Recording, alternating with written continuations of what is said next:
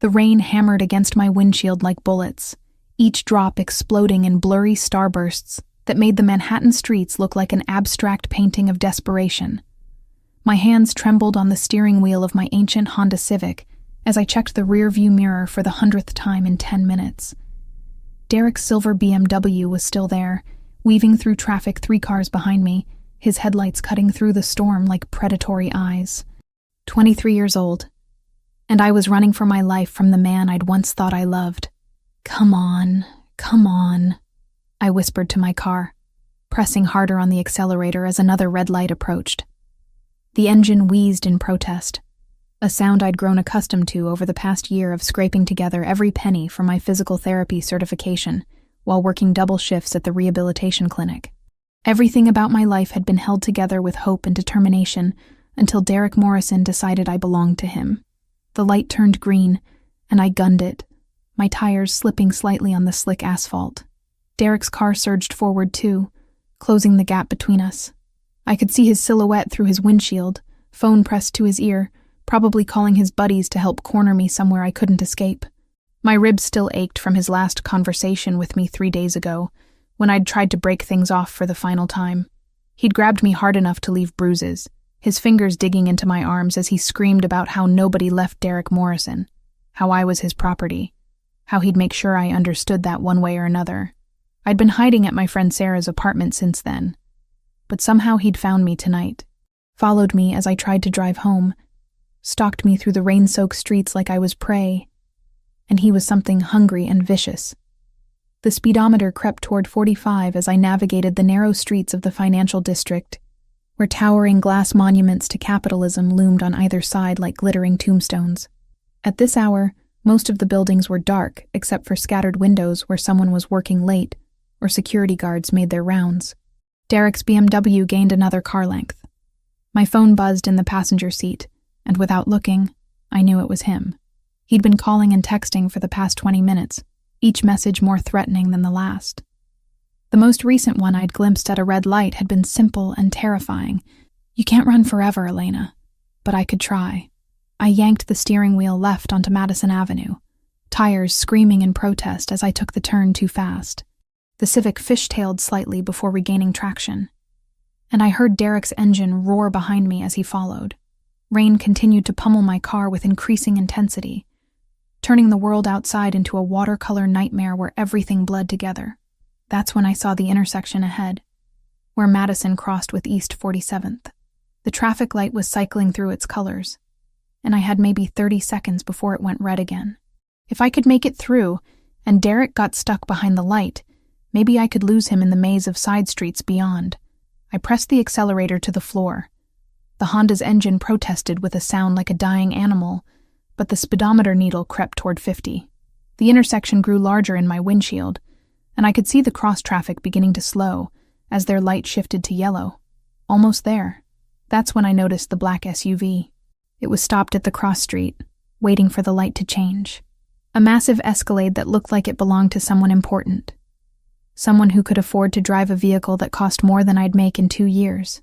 Even through the rain and darkness, I could tell it was immaculate, with tinted windows so dark they reflected the streetlights like black mirrors. The traffic light ahead of me flickered from yellow to red. I should have stopped. Any rational person would have stopped. But Derek's headlights were right behind me, and Rational had abandoned me the moment I'd realized he was following me home. I had seconds to decide: stop and face whatever Derek had planned, or run the red light and hope the cross-traffic would give me enough of a head start to disappear. I chose to run. My Civic shot through the intersection just as the cross-traffic light turned green. I caught a glimpse of the Escalade beginning to move, its driver probably assuming the intersection was clear. Time slowed to honey-thick seconds.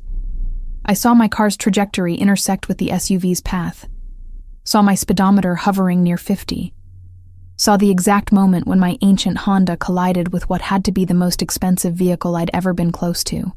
The impact sent me forward against my seatbelt, my airbag exploding in my face with a chemical smell and the force of a punch. The world became a symphony of crushing metal, breaking glass, and the screaming protest of 2 engines that had suddenly stopped doing what engines were supposed to do. Then silence, broken only by the steady patter of rain on twisted metal and the hiss of escaping steam. I sat stunned for a moment, tasting blood from where I'd bitten my tongue, my ears ringing from the crash. My car had come to rest at an angle that blocked most of the intersection, its front end crumpled against the rear quarter panel of the Escalade. "Oh God," I whispered, the reality of what I'd just done crashing over me like ice water. "Oh God, oh God, oh God." I'd just rear-ended someone's very expensive SUV while running a red light, even if I had insurance, which was laughably inadequate. This was going to financially destroy me. And that was assuming the other driver didn't press charges for reckless driving. With shaking hands, I managed to unbuckle my seatbelt and push my driver's door open. Rain immediately soaked through my sweater as I stumbled out to assess the damage. My Civic's front end was completely destroyed, the hood buckled upward, and steam rising from what remained of the radiator. The Escalade had fared much better, with only some paint scratches and a dent in the rear panel that somehow managed to look expensive. That's when I heard the car doors opening. 3 doors to be precise. Not just the driver, but passenger doors as well. I looked up through the rain to see figures emerging from the SUV, and my blood turned to slush in my veins. The first man who stepped out was tall and lean, wearing a dark suit that somehow looked perfectly pressed despite the downpour.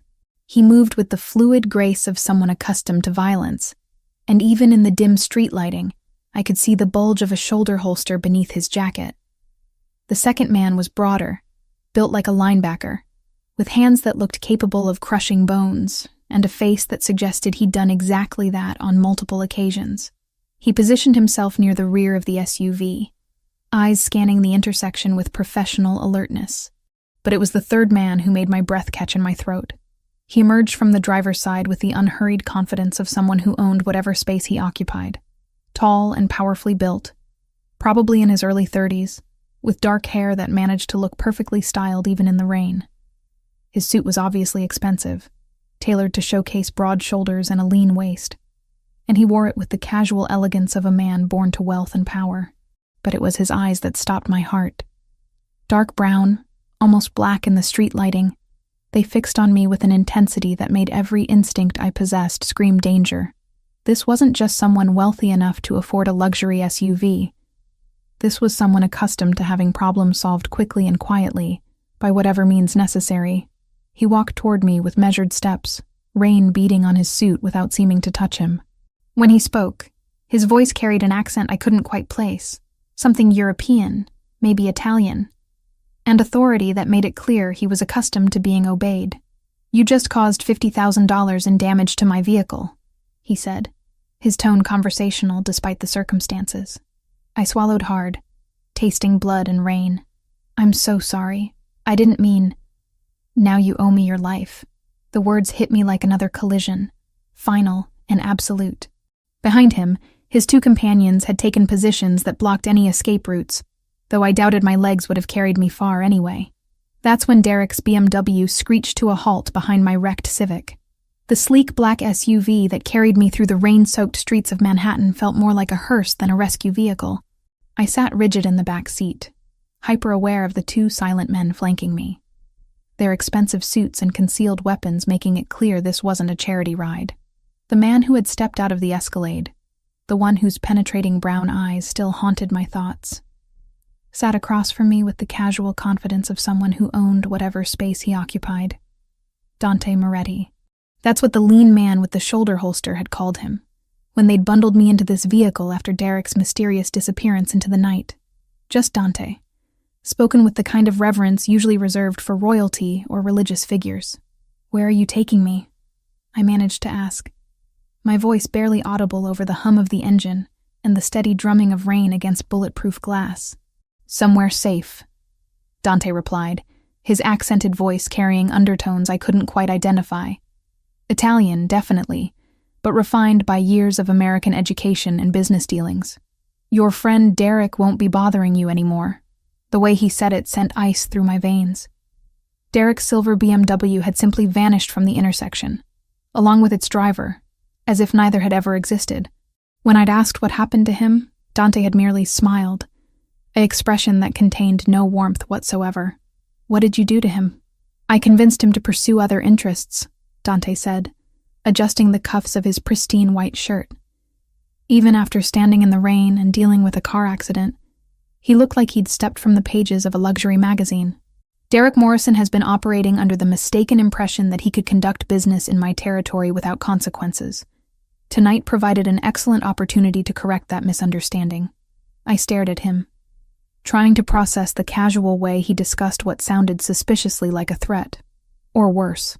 Your territory? Manhattan below 59th Street. The docks in Brooklyn. Several establishments in Queens. Dante's dark eyes met mine with unnerving intensity. You've been living and working in areas under my family's protection for over a year, Elena Harper. My blood turned to slush. He knew my name. My full name. How do you... 23 years old. Graduated from NYU with a degree in physical therapy last spring. He continued as if I hadn't spoken. Currently working at Riverside Rehabilitation Center on East 34th Street while completing your certification requirements. Lives alone in a studio apartment on 47th Street. Pays rent 3 days late every month, but always pays in full. Each detail hit me like a separate blow. You've been watching me? I've been watching Derek Morrison, Dante corrected, pulling out a tablet from a compartment I hadn't noticed. Derek Morrison, who owes money to people connected to my organization. Derek Morrison, who has been using you as collateral for debts he can't pay. The words didn't make sense at first, bouncing around in my brain like pinballs. Collateral? 3 weeks ago, Derek borrowed $50,000 from an associate of mine to cover gambling debts he owed to other, less patient creditors. Dante swiped across the tablet screen, revealing what appeared to be financial records.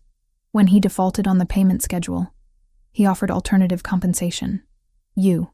I felt like I was falling through space, the world tilting sideways around me. That's impossible. We broke up. I told him I never wanted to see him again. Yes, I'm aware of your attempts to end the relationship. Dante's voice carried a note of something that might have been sympathy. Derek had no intention of honoring your wishes.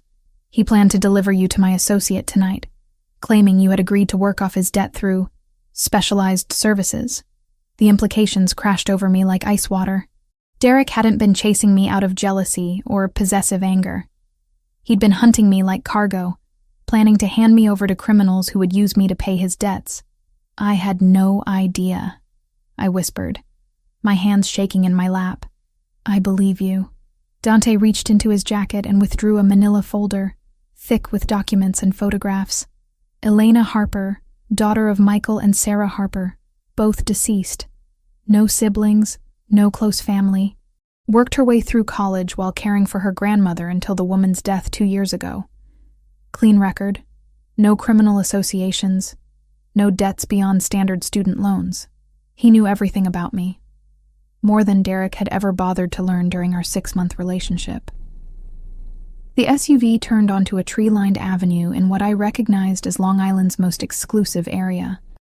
Mansion after mansion rolled past the windows, each one representing more wealth than I'd see in a lifetime of physical therapy work.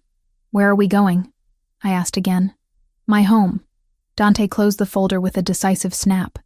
Derek Morrison's arrangement with my associate has been terminated. But that leaves us with a problem. What kind of problem? The kind that gets you killed if we handle it incorrectly. The SUV slowed as we approached a set of imposing iron gates set into a stone wall that seemed to stretch for blocks. Victor Kozlov doesn't believe in coincidences, Elena. When he discovers that Derek's collateral happened to crash into my vehicle on the same night Derek disappeared, he's going to assume you're working for me. Victor Kozlov. The name meant nothing to me, but Dante pronounced it like a curse word. Who is Victor Kozlov? The head of the Russian organization that's been trying to expand into my territory for the past 2 years. The gate swung open silently, revealing a driveway that curved through manicured gardens toward a mansion that belonged in architectural magazines. He's also the man Derek owed money to before he came to my associate for help. I watched the enormous house grow larger as we approached, my brain struggling to keep up with the layers of criminal politics I'd apparently stumbled into. So Derek owed money to this Kozlov person, borrowed from your people to pay him back, and was planning to give me to your associate when he couldn't repay the loan. Precisely. Dante seemed pleased that I was following the logic. Victor Kozlov is not known for his forgiving nature. When he discovers that Derek has vanished and you've survived, he's going to want answers, and Victor's interrogation methods are considerably less gentle than mine. The SUV came to a stop in front of the mansion's main entrance, where more men in dark suits waited. Through the rain, I could see the outline of security cameras, motion sensors, and what looked suspiciously like armed guards positioned strategically around the property. "This is kidnapping," I said, though the words sounded hollow even to me. "This is protection," Dante replied, his voice carrying absolute certainty. "You're not safe out there anymore, Elena. Derek made sure of that when he put your name on documents as his collateral." The door beside me opened, revealing the lean man with the shoulder holster. Marco, Dante had called him during the brief, tense conversation they'd had while transferring me from my wrecked Honda to this SUV. "Welcome to the Moretti estate, Miss Harper," Marco said, his voice professionally courteous but carrying an undertone that suggested disagreement wasn't an option. I looked back at Dante, who was already stepping out of the vehicle with the fluid grace of someone accustomed to having his every need anticipated. "How long?" "That depends on several factors," he replied, straightening his suit jacket. "How quickly we can locate Derek Morrison's current whereabouts. How much information Victor Kozlov already has about tonight's events. How effectively we can convince him that you pose no threat to his operations. And if you can't convince him," Dante's smile returned, cold and sharp as winter steel, "then we'll have to explore other options." As I followed him up the stone steps toward the mansion's entrance, rainwater running from my hair and my clothes still damp from the accident, I caught my reflection in the glass doors. I looked exactly like what I was, a 23-year-old physical therapy student who had stumbled into something far beyond her understanding. But Dante Moretti looked like he was coming home. The foyer that greeted us was larger than my entire apartment, with marble floors that reflected the light from a crystal chandelier and artwork that probably cost more than I'd make in 5 years. Everything spoke of old money, established power, and the kind of security that came from being untouchable. "Your rooms are on the second floor," Dante said, handing his wetsuit jacket to a woman who appeared from nowhere to take it. "Marco will show you up and explain the house rules. We'll discuss your situation in more detail tomorrow, after you've had time to process tonight's events." "House rules? Nothing unreasonable," Marco assured me, gesturing toward a sweeping staircase. "Mostly for your own protection. The grounds are secure, but we ask that guests don't wander unescorted after dark. The staff is discreet and trustworthy, but we prefer that certain topics not be discussed with them." I followed him up the stairs, hyper-aware of how out of place I looked in this palace of marble and mahogany. My sneakers squeaked slightly against the polished steps, and I was certain I was leaving damp footprints on priceless carpets. "Miss Harper," Dante's voice stopped me at the top of the stairs. I turned to find him looking up at me with those intense brown eyes, his expression unreadable. "You're not a prisoner here. You're a guest under my protection, but understand that protection comes with certain obligations." "What kind of obligations?" "Complete honesty about your relationship with Derek Morrison, full cooperation with our security measures, and absolute discretion about what you see and hear while you're here." His voice carried the weight of law, as if these weren't requests, but commandments. "Can I count on your compliance?" I thought about Derek's plan to sell me to criminals, about Victor Kozlov and his reportedly harsh interrogation methods, about the wreckage of my Honda Civic sitting in that intersection, along with my old life. "Yes," I said quietly. "You can count on it." "Excellent." Dante's smile this time held a trace of genuine warmth. "Welcome to your new life, Elena Harper." 3 days at the Moretti mansion had taught me that luxury could feel surprisingly like a velvet-lined prison. I woke each morning in a bedroom larger than most people's entire apartments, surrounded by furnishings that belonged in museums, served meals by silent staff who treated me with polite deference while never quite meeting my eyes. "This is ridiculous," I said to my reflection in the bathroom mirror, which was framed in what appeared to be genuine gold leaf. My red hair looked strange against the backdrop of imported Italian marble and fixtures that probably cost more than my yearly salary. I'm not his possession, but the evidence suggested otherwise. Designer clothes had appeared in the walk-in closet, all in my exact size, all in styles I would have chosen if I'd had unlimited money. The bathroom was stocked with luxury cosmetics and skincare products from brands I'd only seen in magazines, Even my meals were perfectly calibrated to my preferences, as if someone had studied my dietary habits with scientific precision, which I was beginning to suspect they had. The soft knock at my suite door interrupted my brooding. Marco's voice followed immediately after. "Miss Harper, Mr. Moretti requests your presence in the dining room." I'd quickly learned that requests from Dante Moretti weren't actually requests at all. "I'll be down in a minute," I called back, smoothing the wrinkles from the silk blouse I'd reluctantly chosen from the mysteriously well-stocked closet. Everything fit perfectly, of course. Even the undergarments were my exact size. A level of attention to detail that should have been flattering, but instead felt invasive. The dining room could have hosted a small wedding, with its crystal chandelier and table that stretched for at least 20 feet. But only 2 places were set this morning. At one end, where morning sunlight streamed through floor-to-ceiling windows overlooking the meticulously maintained gardens. Dante sat reading what appeared to be financial reports, his dark hair perfectly styled despite the early hour. He wore a charcoal suit that probably cost more than my car, before I'd destroyed it in the accident that had brought us together. When he looked up at my approach, those intense brown eyes assessed me with the same thoroughness he might apply to a business acquisition. "Good morning, Elena. I trust you slept well as anyone can when they're being held against their will," I replied, taking the seat across from him. The words came out sharper than I'd intended, but I was tired of pretending this arrangement was anything other than what it was. "Against your will." Dante set down his papers with deliberate care, giving me his full attention. "You're free to leave whenever you choose. The front door isn't locked. And walk straight into Viktor Kozlov's arms? You've made it very clear that's not actually an option. Viktor Kozlov is the reality of your situation, not something I created." Dante poured coffee from an antique silver service into a cup that probably cost more than my monthly rent. "Though I understand your frustration. This isn't the life you planned for yourself." I accepted the coffee, inhaling the rich aroma that spoke of exotic beans and professional preparation. Even imprisoned, I was being treated better than I'd ever treated myself. What is this exactly? This arrangement? Am I a guest, a prisoner, or something else entirely? "You're under my protection," Dante replied, the same phrase he'd used 3 days ago. "Which means you're my responsibility until we resolve the threat against you. I never asked for your protection." "No, but you needed it." He reached into his jacket and withdrew a manila envelope, sliding it across the polished mahogany table. "Derek Morrison's body was found yesterday morning in the Hudson River. 3 bullet wounds, signs of torture before death. Viktor Kozlov's signature work." My hand froze halfway to the envelope, coffee cup suspended in mid-air. Derek was dead. Actually dead. Not just disappeared.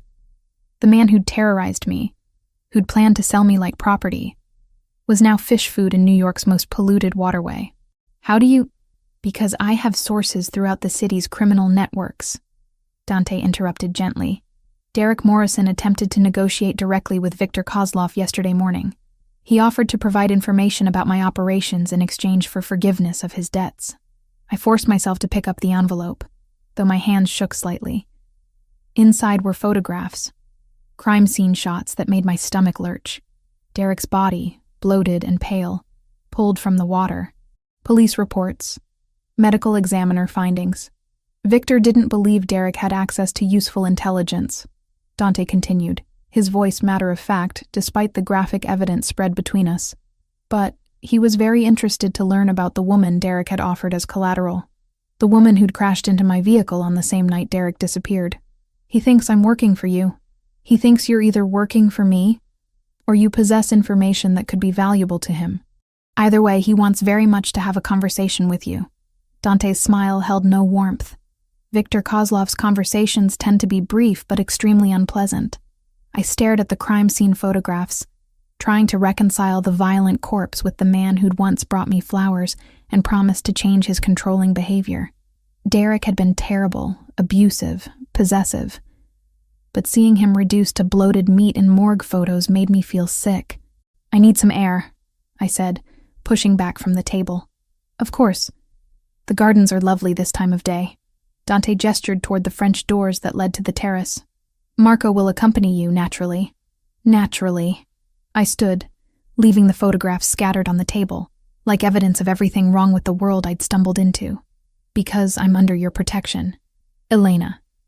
Dante's voice stopped me at the door. When I turned, his expression held something that might have been genuine concern. I know this isn't the life you wanted, but it's the life that will keep you breathing.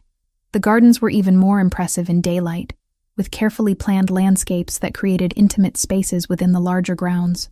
Marco followed at a discreet distance as I walked gravel paths between flower beds that probably required a full-time staff to maintain. Everything was perfect, controlled, beautiful, and completely artificial. I found myself at a small pond where ornamental fish swam in lazy circles, trapped in their perfect environment just as I was trapped in mine. The irony wasn't lost on me. Enjoying the view? Dante's voice came from behind me, closer than I'd expected. I turned to find him approaching alone, having apparently dismissed Marco.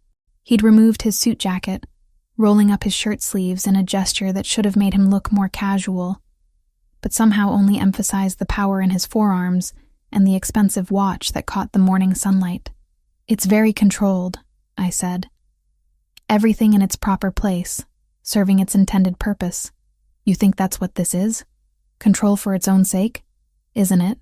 I faced him directly, tired of the careful politeness that had defined our interactions. You've researched every detail of my life, dressed me like a doll, fed me like a pet, and surrounded me with enough luxury to make me grateful for my captivity. It's very sophisticated, but it's still control. Something flickered in Dante's eyes. Surprise, perhaps, or approval. You're not what I expected. What did you expect? Most people in your situation would be either terrified into compliance or trying to seduce me for advantage. He stepped closer, close enough that I could smell his cologne and see the faint scar along his jawline. You're doing neither. Maybe I'm just not most people. No, he agreed softly. You're definitely not. The moment stretched between us, charged with an attraction I didn't want to acknowledge. Dante Moretti was everything I should fear. Powerful, dangerous, controlling. But standing here in his perfect garden, I couldn't ignore the way my pulse quickened when he looked at me like I was something rare and valuable. Tell me something, I said, breaking the tension before I did something stupid. The night you found me, when I crashed into your car, you were leaving a meeting, weren't you? Something to do with Viktor Kozlov. Dante's expression shuddered slightly. Yes. What kind of meeting requires bulletproof vehicles and armed escorts? The kind where people discuss territory, business arrangements, and occasionally who lives or dies. His honesty was brutal and refreshing after 3 days of careful euphemisms. I was attempting to negotiate a peaceful resolution to Viktor's expansion into my areas of influence. And how did that go? Poorly. Viktor Kozlov isn't interested in peaceful resolutions. Dante turned away from me, looking out over his controlled paradise. He believes that power should be taken, not negotiated for. Is that what this is about? Power? It's about protecting what's mine. The possessiveness in his voice made me shiver despite the warm morning air. My family, my people, my territory. Viktor Kozlov wants to tear down everything my father and grandfather built, and he doesn't care who gets hurt in the process. Your father and grandfather? The Moretti family has controlled certain aspects of New York's economy for 3 generations, Dante said, as casually as he might discuss the weather. Shipping, construction, waste management, import-export, legitimate businesses with unofficial aspects. And Viktor wants to take that away from you. Viktor wants me dead, and my organization absorbed into his. Dante turned back to face me, his expression deadly serious. The night you crashed into my car, I was returning from our final attempt at negotiation. He'd made it clear that war was inevitable. The weight of that statement settled over me like a lead blanket. I wasn't just caught between 2 men. I was caught between 2 armies preparing for battle. Where does that leave me? Safer here than anywhere else in the city, Dante replied, until we can eliminate the threat Viktor poses. Eliminate the threat, I repeated. You mean kill him? I mean protect what matters to me.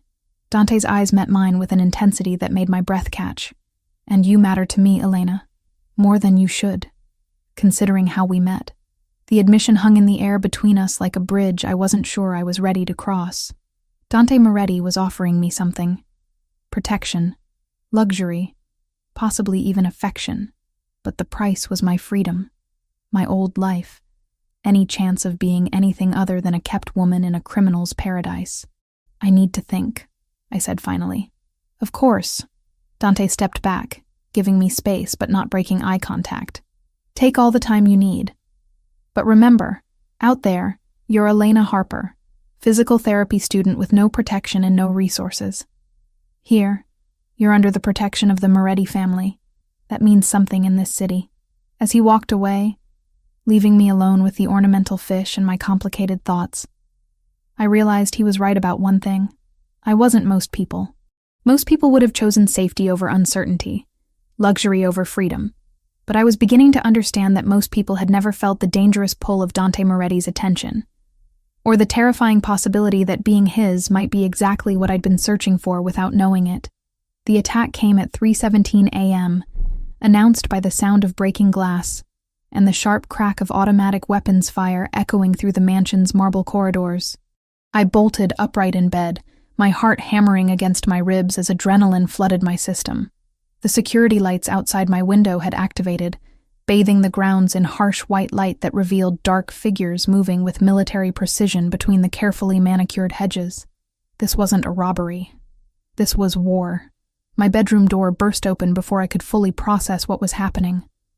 Marco appeared in tactical gear, his face grim as he swept the room with practiced efficiency. Miss Harper, we need to move. Now. What's happening? Kozlov's people found us. Marco was already at the closet, pulling out clothes and throwing them at me. Get dressed. We have maybe 3 minutes before they breach the main house. I scrambled into jeans and a sweater, my fingers shaking as gunfire continued to erupt from multiple directions. Through the windows, I could see muzzle flashes lighting up the darkness like deadly fireflies. The perfectly ordered world of the Moretti estate had transformed into a battlefield. Where's Dante? Coordinating the defense. Marco checked his weapon with the efficiency of someone who'd done this before. He wanted you moved to the panic room immediately. The panic room turned out to be a reinforced bunker hidden behind a bookshelf in Dante's study, equipped with communication equipment, medical supplies, and enough food and water to survive a siege. Banks of monitors showed every angle of the estate, revealing the scope of the assault. At least 20 armed figures had breached the perimeter, moving with the coordination of professional soldiers. How did they find us? I asked, watching the screens in horrified fascination as Dante's security forces engaged the attackers in running battles across the grounds. Someone talked, Marco replied grimly, speaking rapidly into his headset in Italian before switching to English. Or they followed a signal. Kozlov has resources we underestimated. On one monitor, I saw Dante himself leading a team of his men through the gardens, moving with the fluid grace of someone who'd been trained in combat. He wore tactical gear like he was born to it, directing his forces with hand signals while laying down covering fire with an assault rifle.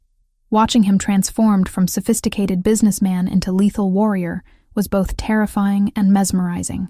He's good at this, I found myself saying. Best I've ever seen. Marco agreed, monitoring multiple radio frequencies.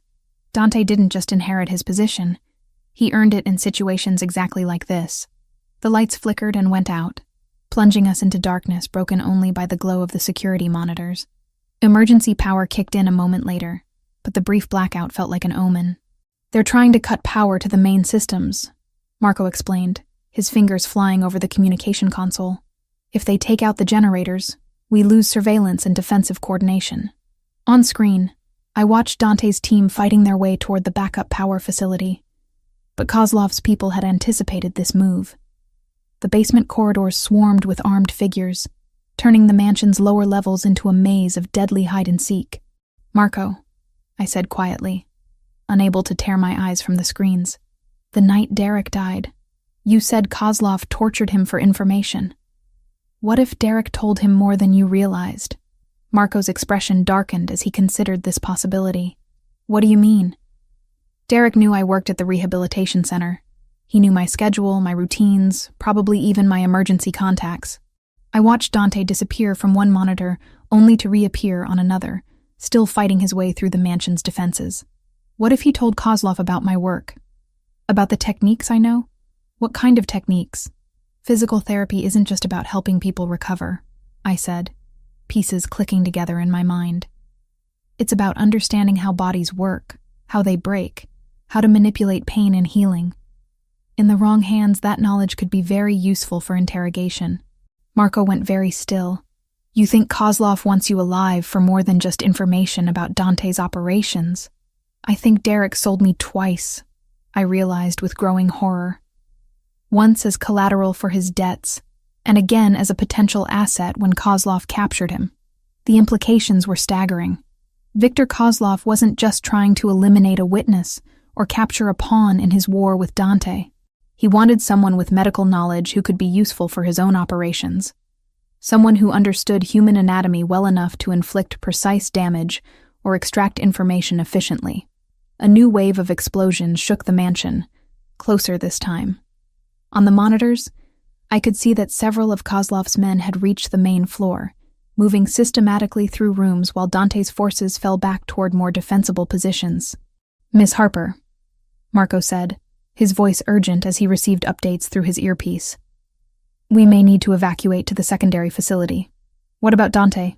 He's ordered the fallback protocol. If we can't hold the main house, everyone retreats to the warehouse district where we have better tactical advantages." I watched the screens as the battle raged through the mansion I'd called home for the past week. The library where Dante and I had shared coffee. The gardens where we'd walked and talked. The dining room where he'd shown me photographs of Derek's corpse. All of it was being torn apart by men with automatic weapons and military training. "There," I said, pointing to one monitor that showed Dante pinned down behind an overturned couch in what looked like the main foyer. "He's trapped. 3 of Kozlov's men had him in a crossfire, using the cover of the marble pillars to advance on his position. I could see the calculation in their movements. They weren't trying to kill him quickly. They wanted to capture him alive, probably for the same reasons they wanted me. Marco, we have to help him. Miss Harper, my orders are to keep you safe. Dante would rather die than have you put in danger trying to save him. But what if there's another way?" I studied the monitors, my physical therapy training kicking in as I analyzed the tactical situation like a complex rehabilitation case. I know this house better than Kozlov's people do, and I know things about combat injuries that could be useful. "What are you thinking?" "The service corridors," I said, tracing routes on the monitor screens. "The ones the staff use to move around without disturbing guests. They connect to every major room, including the foyer where Dante's pinned down." Marco shook his head. "Too dangerous. More dangerous than letting Viktor Kozlov capture the head of the Moretti family?" I met his eyes directly. "You said Dante earned his position. Let me earn mine." For a long moment, Marco wrestled with conflicting loyalties, his duty to protect me against his need to save his boss. Finally, he reached for a weapons case I hadn't noticed before. "If we're doing this," he said grimly, "you follow my lead exactly. No heroics, no improvisation. Understood?" "Understood."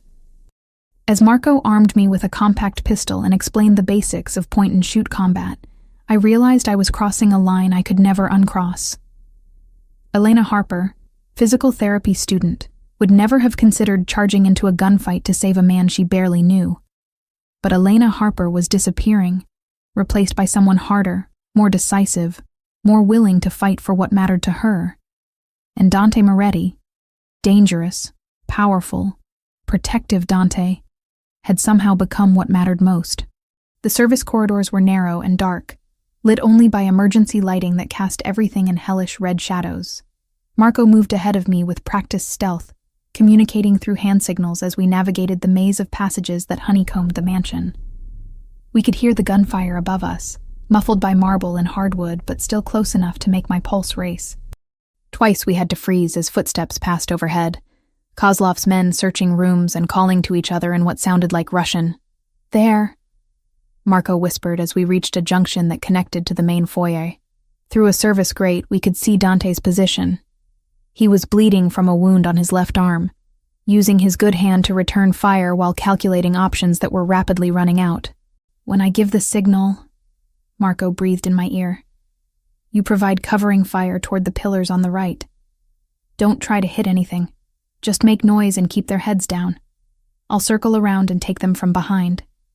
I nodded, gripping the pistol with hands that were steadier than I'd expected. The weight of the weapon felt foreign but not uncomfortable, like a tool I'd always been meant to hold. "Now?" Marco whispered. I kicked out the service grate and opened fire toward the marble pillars, the pistol bucking in my hands as I squeezed the trigger repeatedly. The sound was deafening in the enclosed space, and I could see chips of marble flying as my shots went wide of their targets. But it worked. Kozlov's men dove for cover, their attention divided between Dante's position and this new threat from an unexpected angle. In that moment of confusion, Marco appeared behind them like a ghost, his weapons speaking with deadly precision. When the shooting stopped, 3 bodies lay motionless on the marble floor, and Dante was staring at me with an expression of amazement and something that might have been pride. "Elena," he said, rising from his position behind the couch. "What the hell are you doing here?" "Saving your life," I replied, surprised by how calm my voice sounded despite the adrenaline coursing through my system. Dante crossed the foyer in quick strides, pulling me against his chest with his good arm while Marco secured the area. I could feel his heart racing against mine, smell the scent of gunpowder and expensive cologne, feel the warmth of his breath against my hair. "You could have been killed," he said roughly. "So could you, Elena." The way he said my name carried weight, promise, claim. When he pulled back to look at me, his brown eyes held an intensity that made everything else, the gunfire, the danger, the bodies on the floor, fade into background noise. "You're in danger because of me," he said softly. "I know. This isn't going to get easier. Kozlov won't stop until one of us is dead." I thought about Derek's corpse in the Hudson River, about the men who'd just tried to capture us both, about the choice I was making by standing here in Dante's arms instead of demanding to be taken somewhere safe. "Then don't leave me out of it," I said, meeting his gaze directly. "If I'm going to be in danger anyway, let me be in it with you." Something shifted in Dante's expression, a decision made in the space between one heartbeat and the next. Then his mouth was on mine, claiming me with a kiss that tasted of gunpowder and desperation, and promises neither of us was ready to speak aloud. When we broke apart, both breathing hard, the mansion had fallen silent around us. The battle for the Moretti estate was over, but the war with Viktor Kozlov had only just begun, and I was no longer just collateral damage in that war. I was a willing participant, armed and dangerous and completely, irrevocably committed to the man who held me like I was worth fighting the entire world to protect. The discovery came 3 days after the attack, hidden in Marco's personal effects like a bomb waiting to detonate what remained of my trust. I'd been looking for first aid supplies in his room. He'd been unconscious since taking a bullet during the siege, when I found the encrypted phone tucked inside a hollowed-out book on his nightstand. The messages were in Russian, but the contact name was clear enough. V. Kozlov. My hands shook as I scrolled through months of communications, each exchange selling pieces of our lives to the enemy. Meeting schedules, security protocols, my daily routines, even photographs of me walking through the mansion's gardens, taken from angles that could only have been shot by someone with intimate access to the property. Marco, Dante's most trusted lieutenant, the man who'd stood beside me during the firefight, who'd trained me to use a weapon, who'd risked his life protecting what we both claimed to love. He'd been betraying us from the beginning. "Elena?" Dante's voice from the doorway made me jump, nearly dropping the phone. He stood in the entrance to Marco's room, his left arm still in a sling from the gunshot wound he'd sustained during the attack. The past 3 days had aged him, etching new lines around his eyes and a hardness in his jaw that hadn't been there before. "We need to talk," I said, my voice steadier than I felt. Dante stepped into the room, closing the door behind him with his good hand. "What did you find?"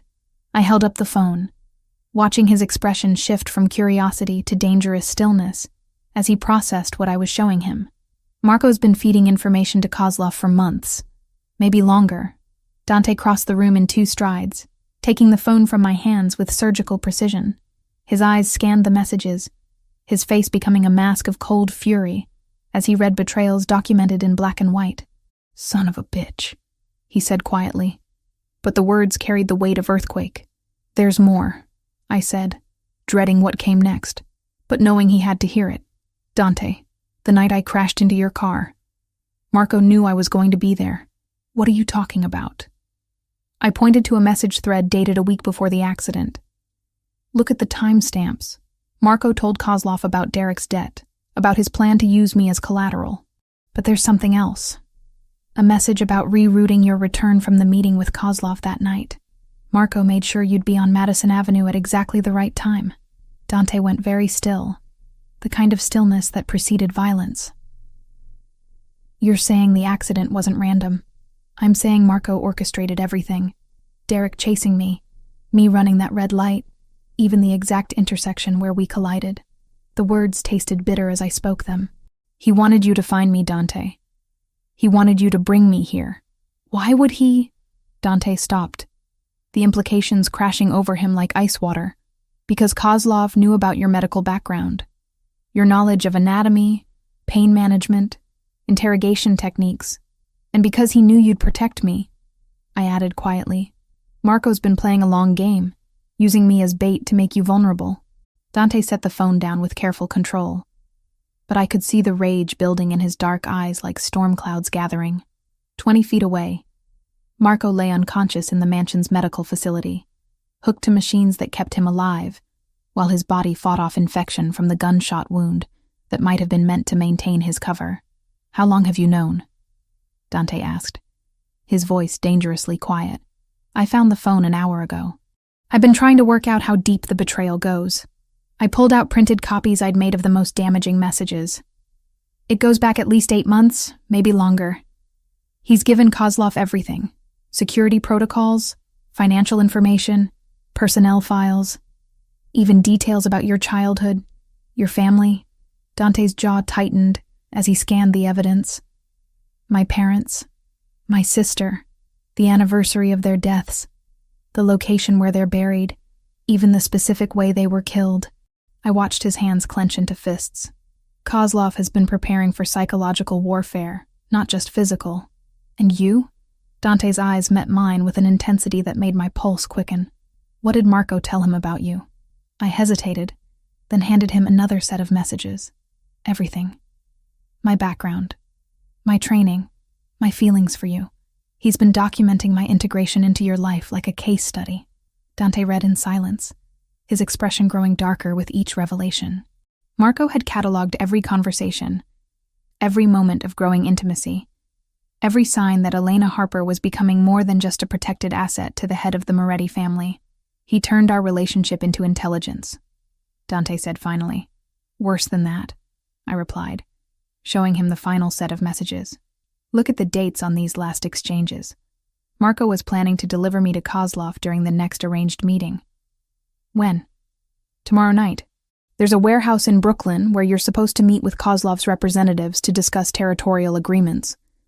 Marco was going to drug me and present me as a peace offering. Dante went silent for a long moment, processing betrayals that cut deeper than bullets.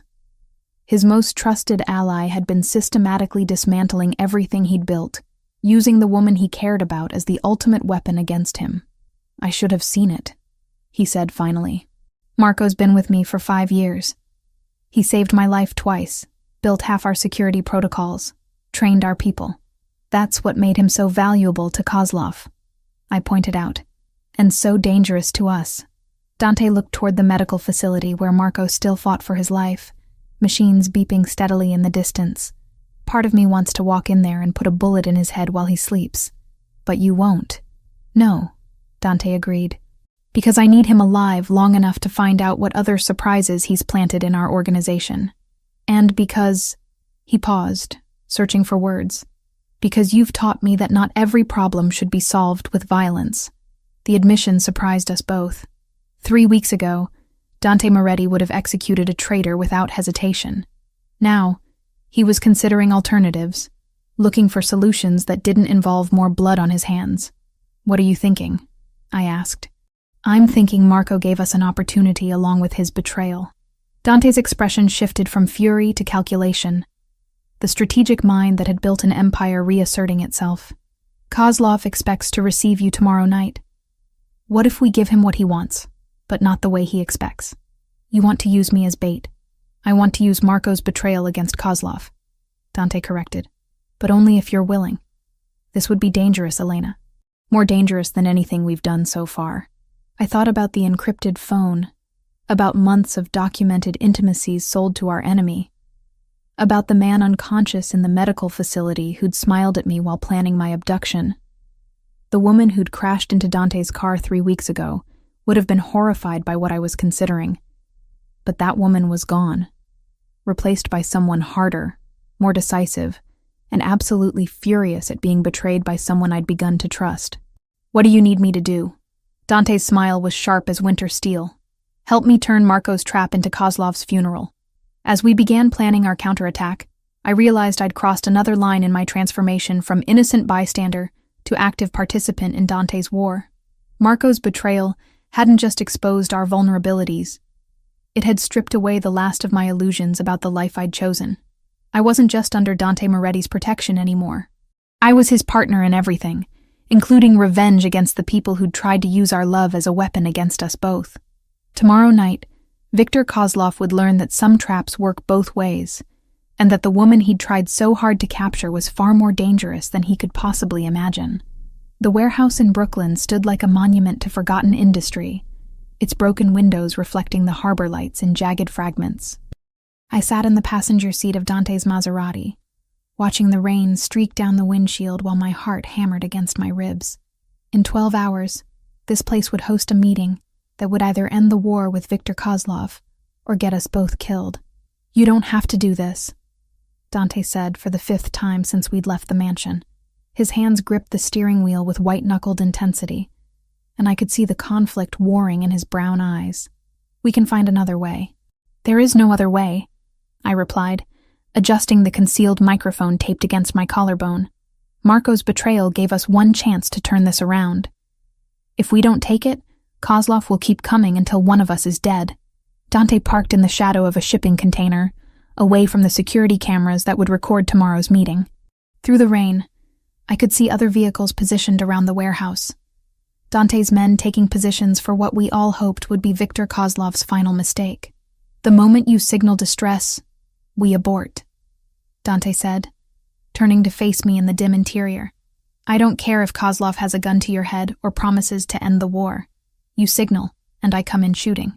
And if everything goes according to plan, then tomorrow night, Viktor Kozlov learns that the Moretti family doesn't negotiate with people who threaten what's ours.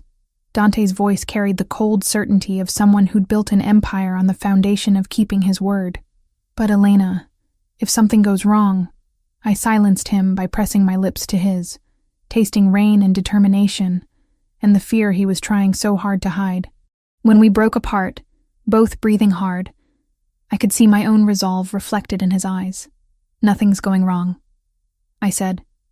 Marco gave us everything we need to know about Kozlov's operation, his security protocols, his personnel, even his psychological profile. We're not walking into a trap. We're building one. Dante nodded, but I could see the tension in his jaw, the way his fingers drummed against the steering wheel in patterns that spoke of nervous energy barely contained. Tell me again what happens if he suspects you're working with me. He won't, I said with more confidence than I felt. According to Marco's files, Kozlov expects his prisoners to show fear, defiance, or attempts at seduction. I'm going to give him something else entirely, which is useful information he can verify, delivered by someone too terrified to lie. I adjusted the hidden recording device one more time. Kozlov thinks he's getting a frightened physical therapy student who was in the wrong place at the wrong time. By the time he realizes what I actually am, it'll be too late. The plan was elegant in its simplicity. Marco's encrypted phone contained detailed intelligence about Kozlov's operation. Locations, personnel, financial structures, everything we needed to cripple his organization. But that intelligence was useless unless we could get close enough to verify it and identify targets for elimination. My role was to play the terrified victim while secretly documenting everything I saw and heard. The recording equipment would capture conversations, locations, and personnel details that Dante's forces could use to coordinate simultaneous strikes against Kozlov's entire network. And your brother? Dante asked quietly. The question hit like ice water. 3 hours ago, we'd received confirmation that James Harper, the brother I'd mourned for 5 years, was not only alive, but serving as one of Kozlov's most trusted lieutenants. The revelation had nearly broken something fundamental inside me, but it also provided the final piece of our plan. James is the reason this will work, I said, though the words tasted bitter. Kozlov will want to use our reunion as psychological leverage. He'll bring James to the meeting to demonstrate his power over me. And when you see him, I'll do what needs to be done. I met Dante's gaze directly. James made his choice when he faked his death and joined Kozlov. Now I'm making mine. The truth was more complicated than I wanted to admit. Part of me still remembered the brother who'd taught me to ride a bike, who'd protected me from bullies, who'd promised to always be there when our parents died. But that James Harper had died in the car accident 5 years ago. The man working for Viktor Kozlov was someone else entirely. Someone who'd used my grief as cover for his new criminal career. I need you to promise me something, Dante said, his voice rough with emotion. What? Promise me that no matter what happens tomorrow night, you'll remember that you chose this life. You chose us. His hand found mine in the darkness of the car, fingers intertwining with desperate intensity. Because after tomorrow, there's no going back, Elena. You'll be as deep in this world as I am. I thought about the woman who'd crashed into his car 3 weeks ago. Elena Harper, physical therapy student, living paycheck to paycheck and dreaming of a quiet, normal life. That woman felt like a stranger now. Someone I'd once known but could barely remember. I'm already there, I said quietly. The moment I chose to fight beside you instead of hiding behind you. I crossed that line. Tomorrow night isn't about becoming something new. It's about finishing what we started. Dante brought our joined hands to his lips, pressing a gentle kiss to my knuckles. What we started, he repeated. I like the sound of that. Even though it means I'll know all your secrets, every detail of how the Moretti family operates, especially because of that. Dante's smile held warmth and possessiveness in equal measure. A queen needs to understand the kingdom she's going to rule. The word hung between us like a promise and a question. Queen. Not just a protected asset or a cherished lover, but an equal partner in everything Dante had built, and everything we would build together. Is that what I am? I asked. Your queen? You're whatever you want to be, Dante replied. But if you're asking what I want you to be, he paused, searching for words. I want you to be the person who stands beside me when the world tries to tear us apart. I want you to be the voice that reminds me there's more to power than fear. I want you to be the reason I build something worth protecting instead of just something worth fighting for. I stared at him in the dim light. This dangerous man who'd somehow become the center of my world. 3 weeks ago, the idea of ruling a criminal empire would have horrified me. Now, the possibility felt like destiny finally revealing itself. Ask me again after tomorrow night, I said finally, when we've eliminated Kozlov and secured our future. Ask me then if I want to be your queen. Dante's laugh was soft and full of dark promise. Oh, I will. And when I do, I already know what your answer will be. As we drove back toward the mansion through the rain-soaked streets of Brooklyn, I realized he was right. The woman who'd fled from Derek Morrison's abuse had evolved into someone who would walk willingly into Viktor Kozlov's trap. The frightened crash victim had become a predator capable of using her own brother as bait. Tomorrow night would test everything we'd built together. Our trust, our strategy, our love, and our willingness to do whatever it took to protect what mattered most. But I wasn't afraid anymore. Fear was for people who had something to lose. Elena Harper had lost everything the night she crashed into Dante Moretti's SUV. What emerged from that wreckage was someone stronger, more dangerous, and absolutely committed to building an empire worth ruling alongside the man who'd shown her what it meant to choose power over safety. Tomorrow, Viktor Kozlov would learn the difference between a victim and a queen. By the time he understood his mistake, it would be far too late to correct it. The Brooklyn warehouse felt like a cathedral of shadows when I walked through its rusted doors, my footsteps echoing in the vast emptiness above. Viktor Kozlov sat at a metal table in the center of the space, flanked by 6 armed men whose faces belonged on wanted posters. Even seated, he radiated the kind of casual menace that came from decades of getting his way through violence. But it was the man standing behind him that made my breath catch in my throat. James Harper looked exactly like our father. The same auburn hair, The same sharp jawline. The same green eyes I saw in my own mirror each morning. 5 years had hardened him, adding muscle to his frame and lines to his face. But he was unmistakably my brother. The brother I'd mourned, whose funeral I'd attended, whose grave I'd visited every year on the anniversary of his supposed death. "Hello, sister," James said, his voice carrying an accent I didn't recognize. Russian, maybe, or something Eastern European. "You look well, considering the circumstances." Viktor Kozlov leaned back in his chair, studying me with pale blue eyes that missed nothing. He was younger than I'd expected, maybe 45, with silver hair slicked back and hands that looked soft until you noticed the scars across his knuckles. "Miss Elena Harper," he said, pronouncing each syllable with careful precision. "The woman who has caused me so much trouble." "I didn't cause you anything," I replied, letting fear creep into my voice while the hidden recording equipment captured every word. "I was just in the wrong place at the wrong time." "Were you?" Kozlov gestured for me to sit in the chair across from him, positioned perfectly to catch every angle from the cameras I knew Dante had placed throughout the warehouse. "Or were you exactly where Dante Moretti wanted you to be?" I sat down carefully, letting my hands shake as I placed them on the metal table. "I don't know what you mean." "Your brother has told me fascinating things about your childhood, Elena. About how you always were too curious for your own good, always inserting yourself into situations that didn't concern you." Kozlov's smile held no warmth. "It seems some things never change." James moved to stand beside Kozlov's chair, and I could see the expensive watch on his wrist, the tailored suit that spoke of money and influence. My dead brother had done very well for himself in the criminal underworld. "Tell me about your relationship with Dante Moretti," Kozlov continued conversationally. "He's protecting me," I said, which was true enough. "After Derek died, Mr. Moretti said I wasn't safe because of what I'd overheard." "And what did you overhear?" I recounted the conversation about weapons shipments and warehouse locations. Information that Marco had confirmed was already known to Kozlov's organization. As I spoke, I could see one of Kozlov's men taking notes, probably cross-referencing my story against intelligence they'd already gathered. "Interesting," Kozlov said when I finished.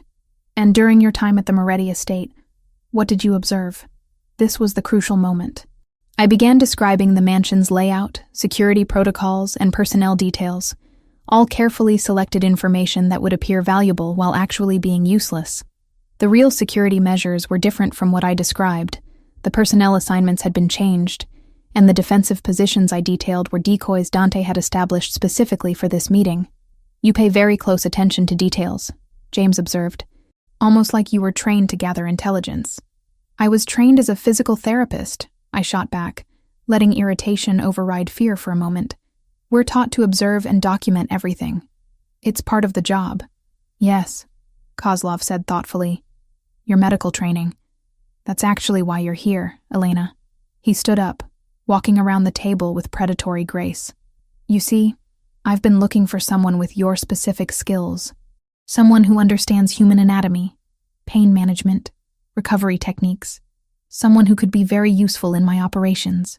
"I help people heal," I said, genuine revulsion creeping into my voice. "I don't hurt them." "Oh, but healing and hurting are just different applications of the same knowledge," Kozlov replied, his hand coming to rest on my shoulder with deceptive gentleness. "And I think you'd be surprised what you're capable of when properly motivated." That's when the lights went out. Emergency lighting kicked in a moment later, casting everything in hellish red shadows, but by then Dante's assault team was already moving. I dove under the metal table as gunfire erupted from multiple directions, the warehouse becoming an echo chamber of violence and shouting. Kozlov's men were professionals, but they'd been expecting a negotiation, not a coordinated military strike. Dante's forces moved with surgical precision, each team hitting predetermined targets, while communications equipment jammed Kozlov's ability to call for reinforcements. Through the chaos, I saw James diving for cover behind a shipping container, his hand reaching for a weapon that had been hidden beneath his jacket. The brother I'd mourned was reaching for a gun, preparing to kill the people trying to save me. "Elena, move." Dante's voice cut through the gunfire as he appeared at the warehouse entrance, leading his second wave of attackers.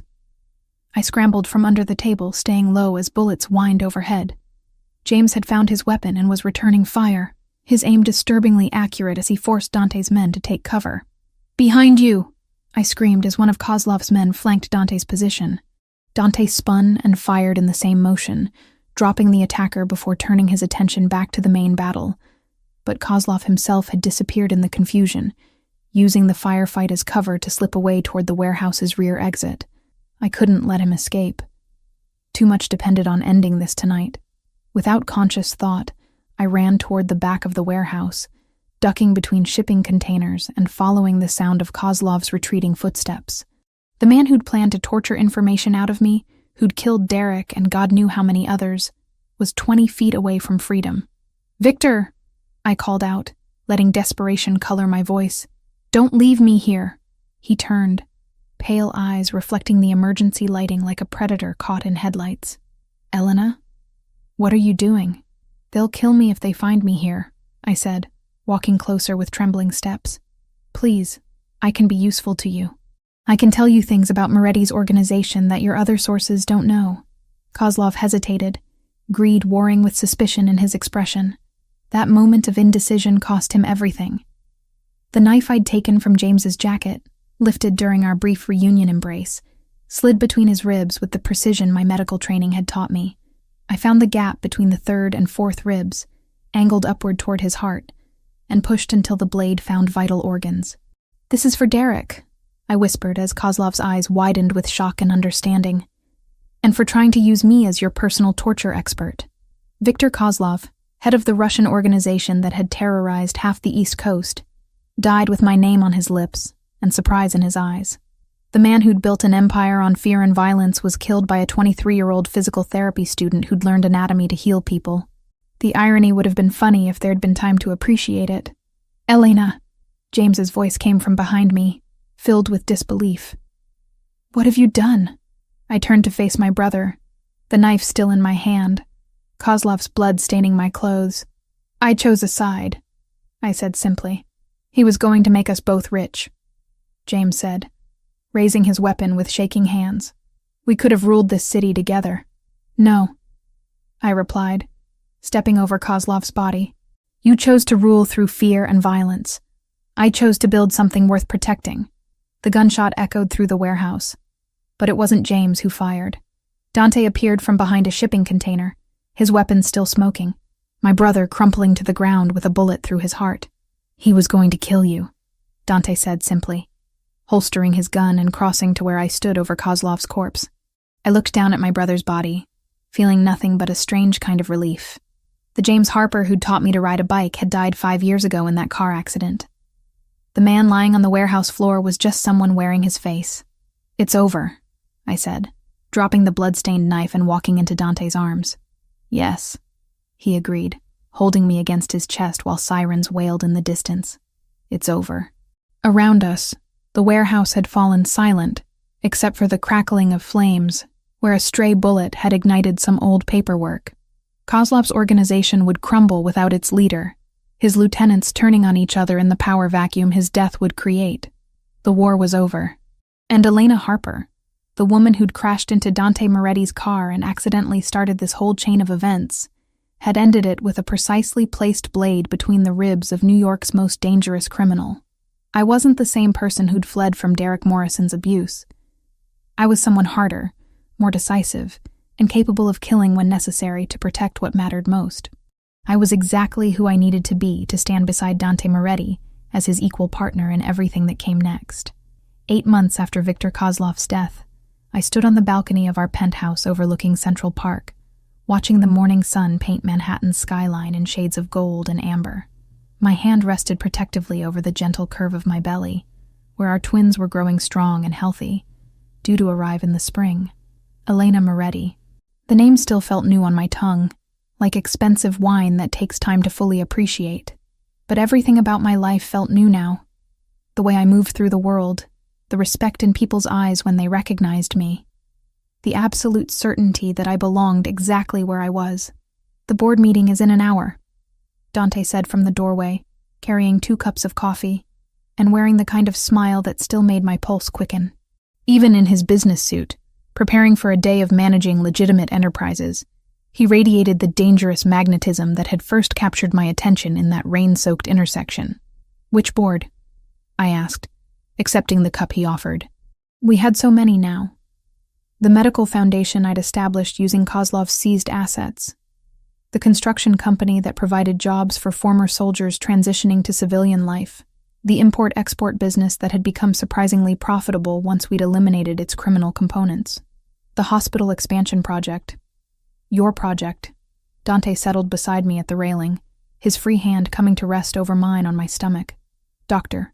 Elena Moretti, founding director of the Moretti Medical Center. It has a nice ring to it. The medical center had been my idea, born from the realization that my skills could heal more than just gunshot wounds and broken bones. We were building a state-of-the-art facility in Queens, designed to serve the communities that traditional healthcare often overlooked. It would be staffed by medical professionals who understood discretion, funded by profits from our legitimate businesses, and managed by someone who'd learned that sometimes healing required more than just clinical expertise. "Any word from the federal task force?" I asked, though I already knew the answer from the contentment in Dante's expression. "Agent Morrison signed off on the final reports yesterday. The FBI is officially satisfied that the Kozlov organization has been completely dismantled, with no remaining threats to public safety." Dante's smile held satisfaction, and something that might have been pride. "They're particularly impressed with the intelligence you provided about the medical supply theft rings." The irony wasn't lost on me. The same federal agents who'd spent years trying to infiltrate Dante's organization had ended up working with us to eliminate a genuine threat to public safety.